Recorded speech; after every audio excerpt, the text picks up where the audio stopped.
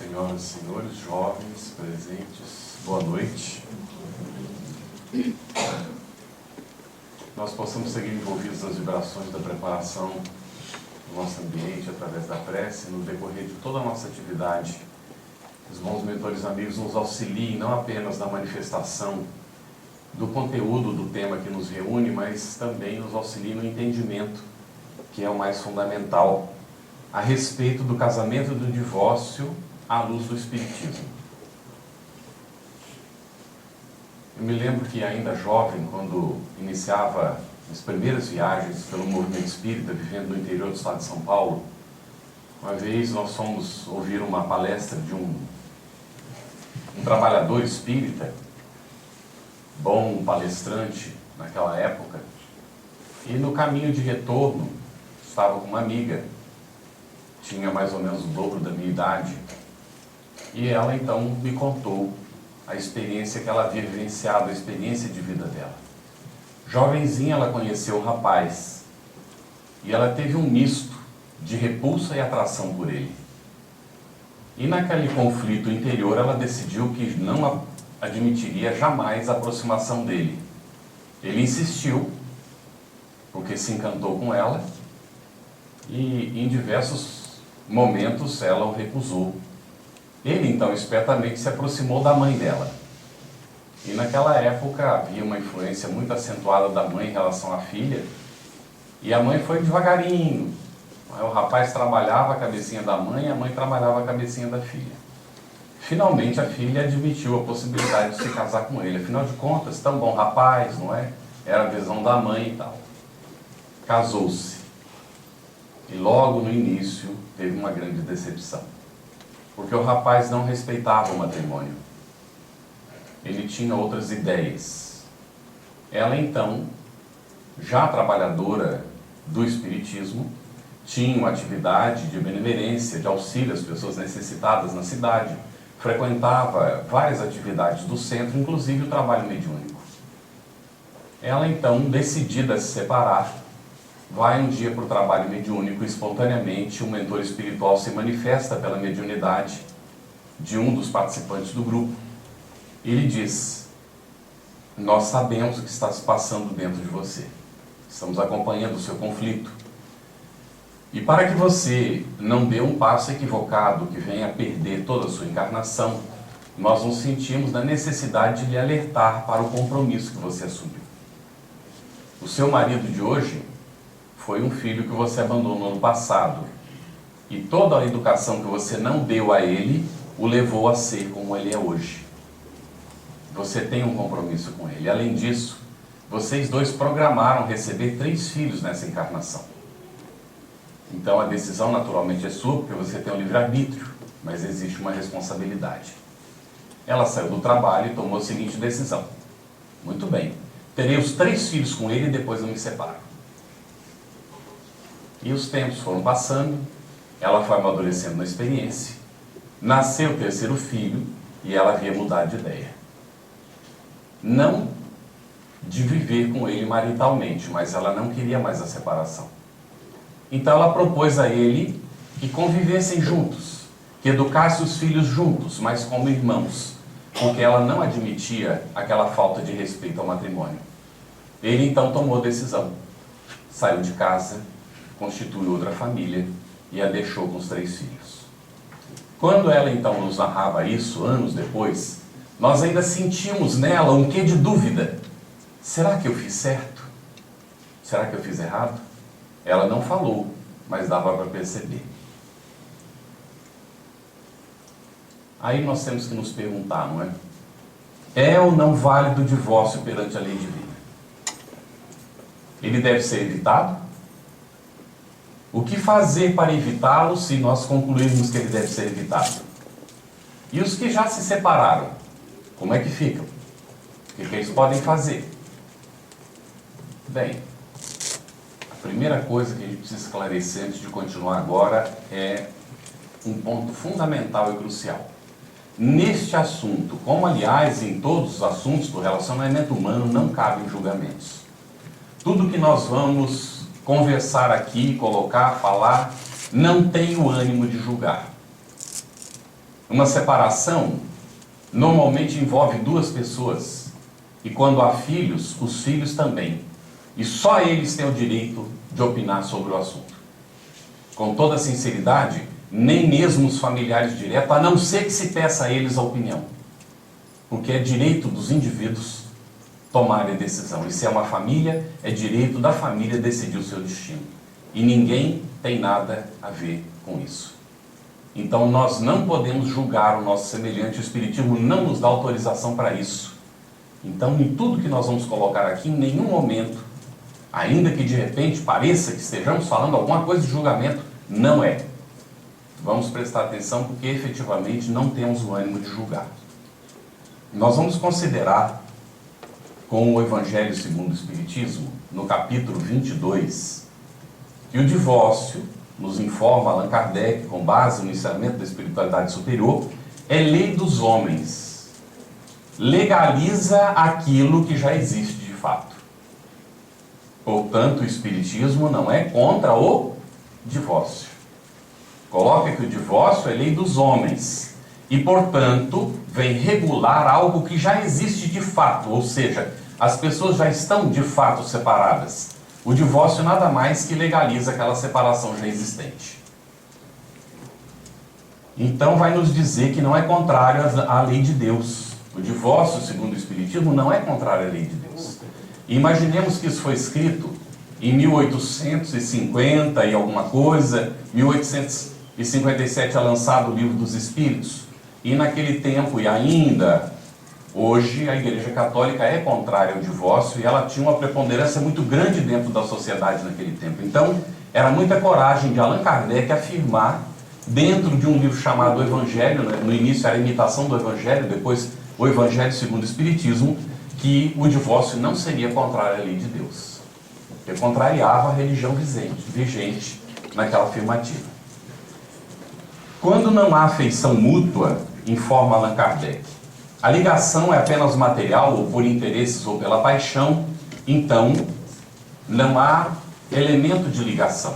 Quando gasta o interesse, gasta a paixão, então acabam os elementos de ligação entre as criaturas. E é natural que elas sintam a necessidade de se afastarem uma da outra. Comenta-se que a paixão dura entre 3 meses e 1 ano. E daí nós já imaginamos por que tantas separações no primeiro ano, nos dias de hoje. As pessoas estão casando por quê? Para quê? Com base em quê? Nós vamos então observar que se existe afeição mútua, então não há razão para o divórcio. Nós fizemos essa palestra várias vezes e uma das vezes tinha uma amiga nossa assistindo, ela era separada naquele tempo, já estava com outro matrimônio, e depois que terminou nós ouvimos ela falando para uma amiga comum, não adianta, ele é muito quadrado. Então nós gostaríamos de nos lembrar de Raul Teixeira, muito querido nosso, não é, Vitor? Em que uma vez ele estava fazendo uma palestra no sul do Brasil, e aí então ele disse o seguinte: há gente que considera o nosso pensamento quadrado. Eu gostaria de dizer para vocês que eu prefiro ser quadrado. Não sei se vocês já repararam o que acontece com o quadrado. O quadrado, quando vem uma ribanceira, ele vai assim, trum, trum, trum, e ainda dá tempo de segurar. Agora o redondo, vem a ribanceira, rola, e a hora que vê já está lá embaixo mesmo. Então, eu prefiro ainda ficar quadrado, não é? Porque dá tempo de evitar o desastre. A questão não é ser quadrado, não é ser quadrado na realidade, ele continua examinando o assunto, não é? Para aprofundar. A questão é o nível de consciência que nós temos a respeito das nossas responsabilidades. Até onde nós estamos conscientes a respeito do nosso papel diante da vida, diante do nosso semelhante, diante do nosso próximo. Quando mais amadurecidos já na experiência da vida, tudo se torna, nesse aspecto, mais fácil. Nós já passamos, não estamos mais tentados como antes, mas a luta mesmo, a dificuldade está ali na hora que nós temos que tomar as decisões, sem muitas vezes estar preparados para elas, com uma base de educação que é falsa, que não tem apoio na moral, em que o indivíduo vai para os colégios se instruir e a família falha muito no processo educativo, que é dever seu. Então os jovens têm que tomar decisões sem estar preparados. É realmente uma coisa muito difícil Porque não só vai decidir sobre a profissão, o que é que eles vão fazer o resto da vida, mas vão decidir também com quem eles vão viver o resto da vida. Todos nós passamos por isso. O que é que o Espiritismo pode fazer para nos ajudar? Mas vamos considerar aquela pessoa que já passou pela separação antes de seguir na nossa análise. Como é que faz? A pessoa já se separou, a pessoa tem o direito de reconstituir a sua vida. Como nós dissemos, não cabe a ninguém julgar.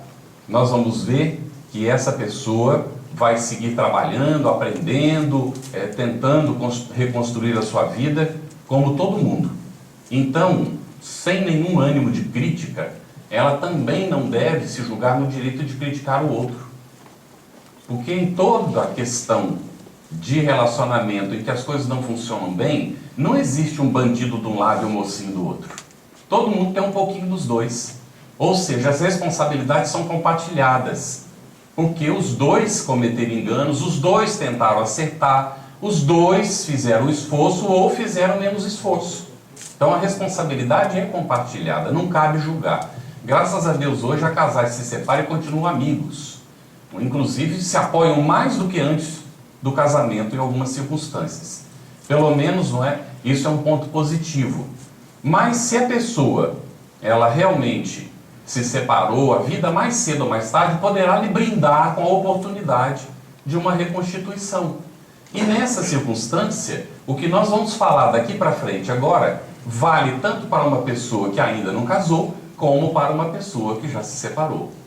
A diferença é que a pessoa que se separou já acumulou uma experiência e, portanto, é mais responsável na reconstituição do relacionamento, porque já vivenciou e sabe, pelo menos, quais são alguns dos caminhos pelos quais ela não deve trilhar mais. O que fazer, então, para evitar o divórcio? Nós vamos perguntar isso 2 vezes. E a primeira resposta que nós encontramos é namorar bem. Há anos nós ouvimos um senhor no Porto fazendo uma palestra a respeito da juventude, era por encontro de jovens, e ele falava sobre o namoro. Aí nós perguntamos, existe um namoro hoje? Ainda esses dias me surpreendi, porque nós estávamos no encontro de jovens lá na Federação Espírita Brasileira, e eu perguntei para eles, e eles foram unânimes em afirmar, sim, existe. Aí eu perguntei, mas o que vocês estão entendendo por namoro? O que vocês estão entendendo por namoro?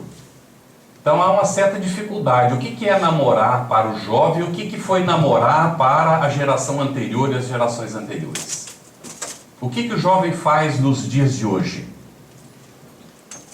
Ele fica. E aí há algumas outras coisas mais, né? Porque já há outras palavras que são utilizadas para poder descrever diferentes situações. Aí a gente pergunta para o jovem, o que é ficar? Invariavelmente, se está num grupinho de jovens, vai aparecer a palavra depende. A gente pergunta, depende do quê? Vai depende com quem? Da circunstância, da situação. Mas então o que é ficar? Vai depende. E aí eles começam a descrever. É uma conversa, um beijinho, e o que acontecer. Depende da pessoa, depende da situação. Então, me perdoem que eu vou ser um pouco duro nesse momento, mas é preciso deixar claro o que nós vamos falar na hora que nós vamos examinar o namoro. Ficar é falta de educação, viu gente? Com todo o respeito que a gente precisa ter pelo nosso jovem, inclusive em nome desse respeito, nós devemos deixar claro que ficar é falta de educação. É prostituição disfarçada. Porque uma pessoa pode ficar com uma pessoa numa noite, ou até com 10, 15, depende da circunstância. Então isso é prostituição com um outro nome. E nós, como pais, avós, família, temos o dever de alertar os nossos jovens que o nosso jovem não é um objeto para ser utilizado pelo outro, nem tem necessidade de usar o outro. É um tanto quanto duro isso, mas nós não estamos nos embasando somente no Espiritismo para falar isso. Nós estamos nos embasando já em 2 autores que a gente pesquisa e busca informação, que não conhecem o Espiritismo e que afirmam a mesma coisa. Nós vamos citar mais à frente aqui pelo menos um deles. Então, o que fazer para evitar o divórcio na fase 1? Namorar bem. Vamos ter uma visão, bastante histórica e rápida do namoro. Lá no começo, no tempo da caverna, como é que era? Ele olhava para ela de longe, decidia se ela servia ou não. Pegava a clava, todo mundo sabe que é uma clava, não é? É um porrete desse tamanho.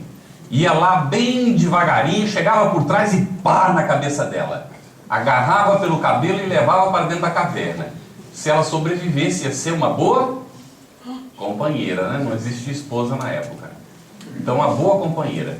E ele ainda botava a clava logo na entrada da caverna, para dizer para ela: olha, daqui para dentro, tudo bem, daqui para fora, eu mando. E aí isso criou um processo atávico, não é? Que até hoje tem consequências. O homem tem uma visão de fora, sabe marcar os caminhos, sabe se encontrar. As mulheres com alguma dificuldade, não é? Salvo você já reencarnou como homem algumas vezes e aí já desenvolveu essa habilidade. Mas se reencarnou muito tempo como mulher, acontece como a minha.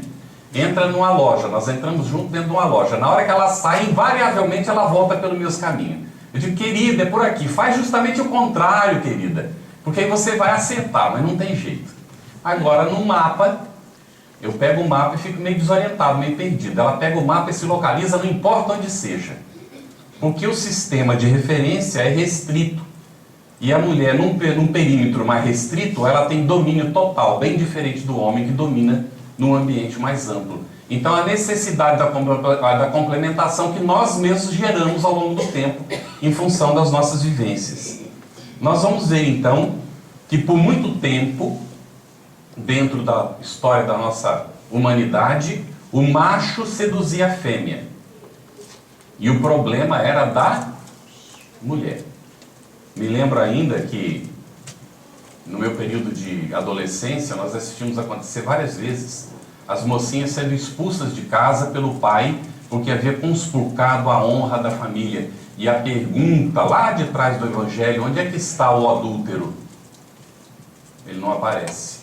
Então, até há pouco tempo, nós ainda tínhamos essa situação. E ainda acontece de vez em quando. Então, a mocinha carrega com o fardo, com a carga. E ele fica liberado. Nós ouvimos na nossa infância, uma vez nós ouvimos isso de uma mãe. Ela tinha 3 filhos.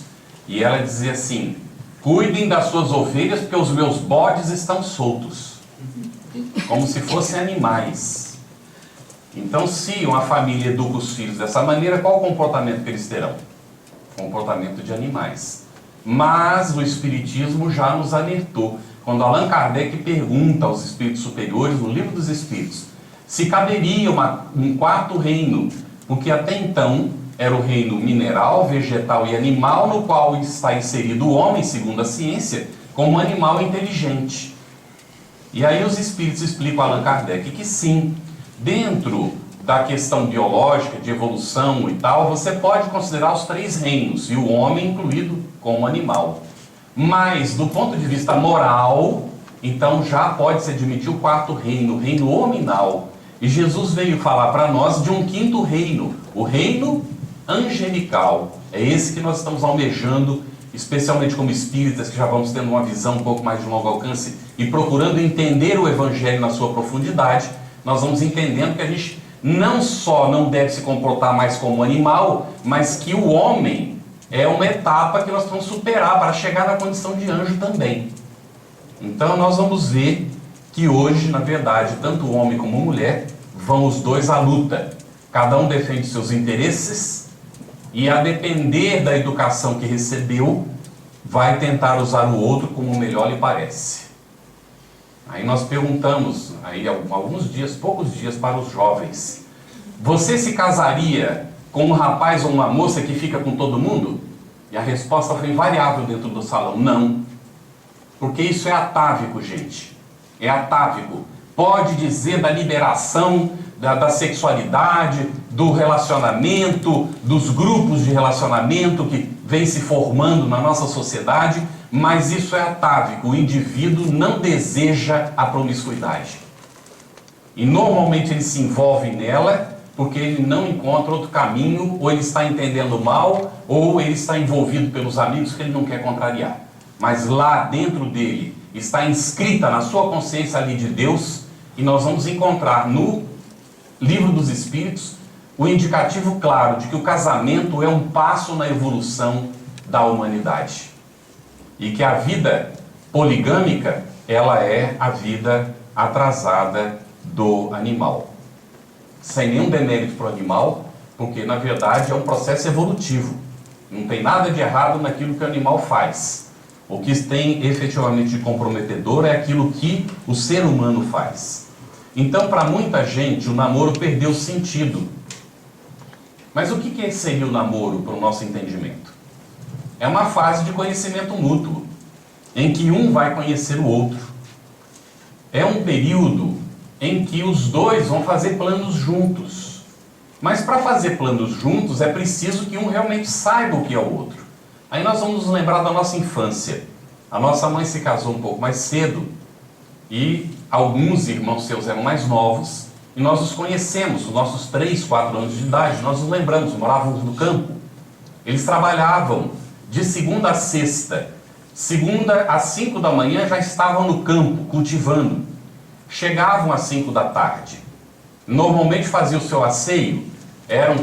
Nós éramos famílias descendentes de italianos, mas incorporamos o hábito do banho diário em função do clima do país que impunha isso.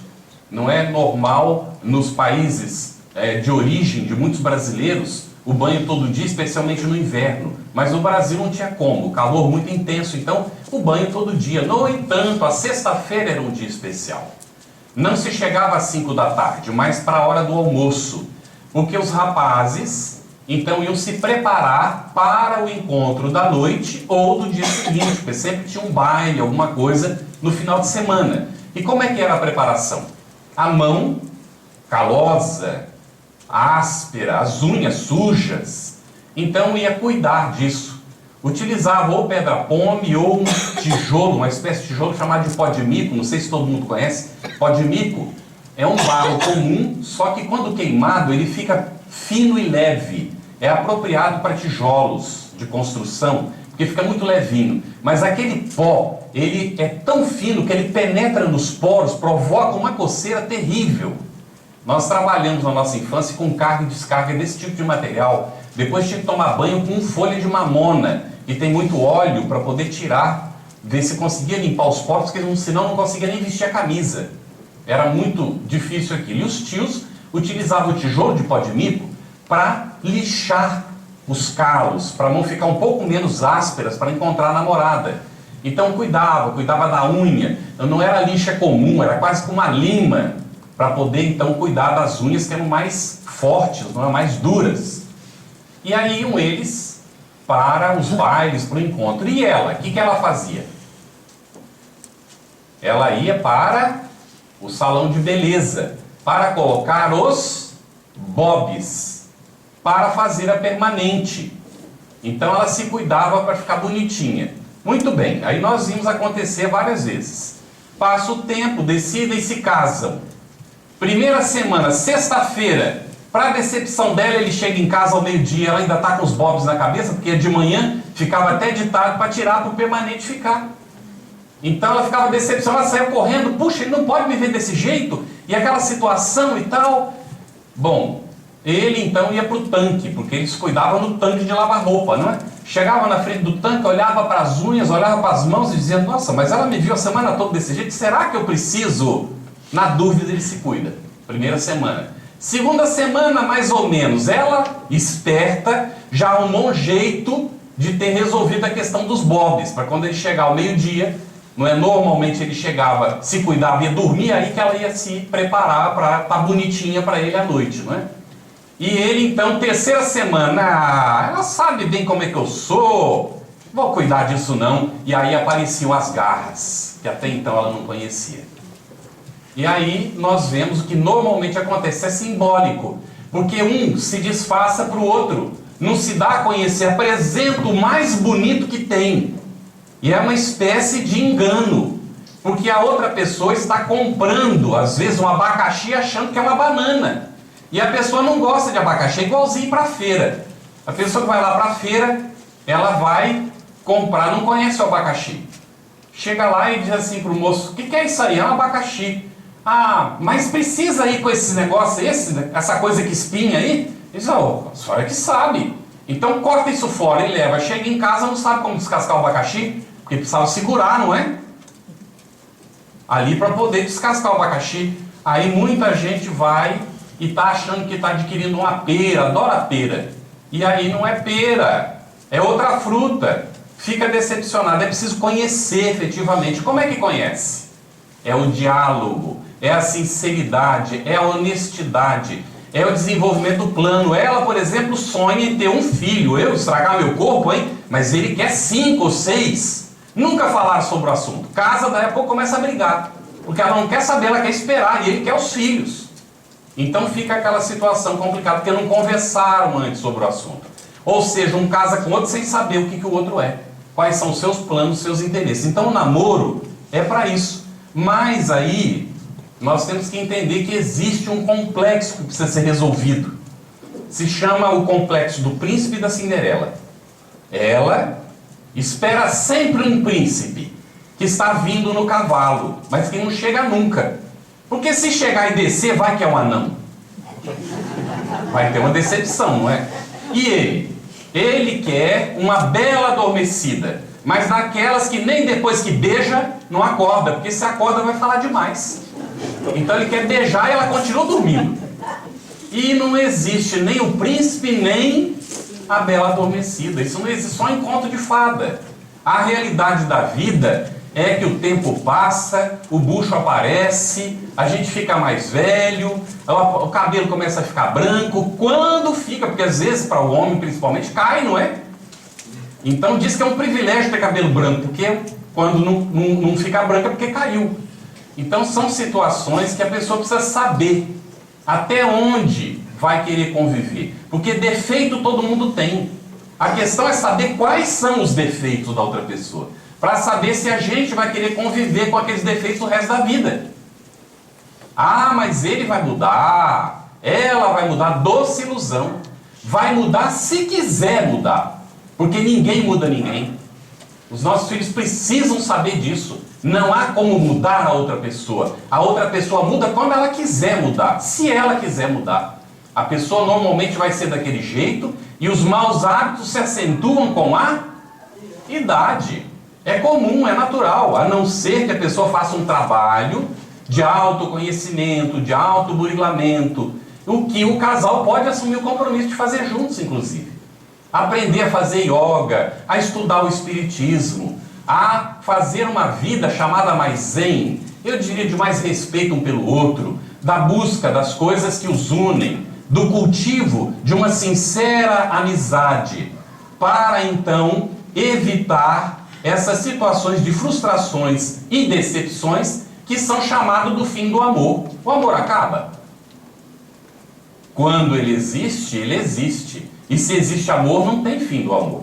Ele pode até mudar de característica, mas amor é amor, vai existir sempre. Então quando um diz assim, ah, eu amava, agora eu não amo mais. Nunca amou, estava enganado, achava que tinha amor.